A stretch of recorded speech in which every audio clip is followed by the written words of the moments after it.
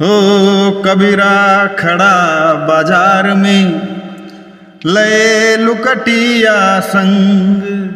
हो कबीरा खड़ा बाजार में लए लुकटिया संग।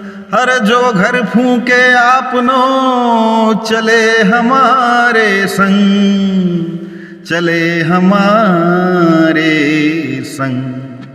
साथियों, कबीरदास जी का ये दोहा बहु प्रचलित है। देखिए, हर बात के दो अर्थ होते हैं, एक समासिक, एक सांकेतिक।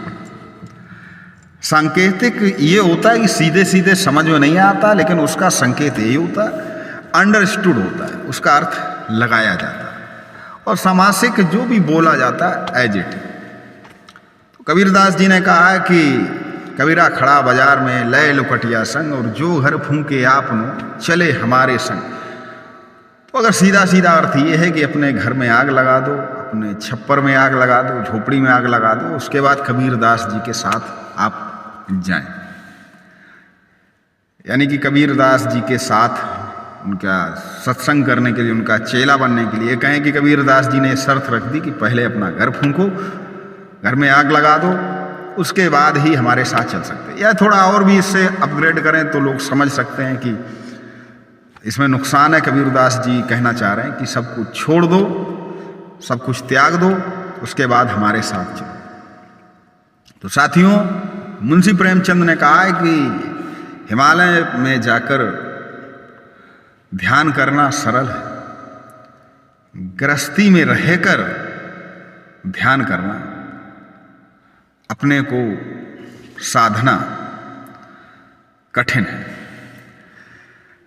तो साथियों, कबीरदास जी ये कहना चाहते हैं कि आपको अपना घर में फूंकना नहीं, ना उसको आग लगानी है, ना उसको छोड़ना है, अध्यात्म मार्ग पर। और यही गीता कहती है। देखिए, गीता हमारा सर्वकालिक ग्रंथ है और जितने भी ज्ञान हैं वहीं से निकले हुए। कबीरदास जी कहते हैं कि जो घर फूंके आपना, यहाँ पर अर्थ है कि आपका जो शरीर है ये आपका घर, और इसकी जो इच्छाएं हैं वो आपकी वस्तुएं हैं।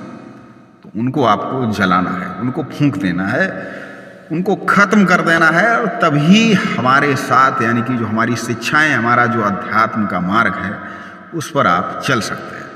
अगर आप शरीर की इच्छाओं के अधीन रहेंगे, गीता में कहा गया है कि इच्छाएं, आसक्ति हमारे इंद्रियों को हर लेती, और इंद्रियां हमारे मन को हर लेती हैं, मन हमारी बुद्धि को हर लेती है, और बुद्धि हमारी आत्मा को हर लेती है।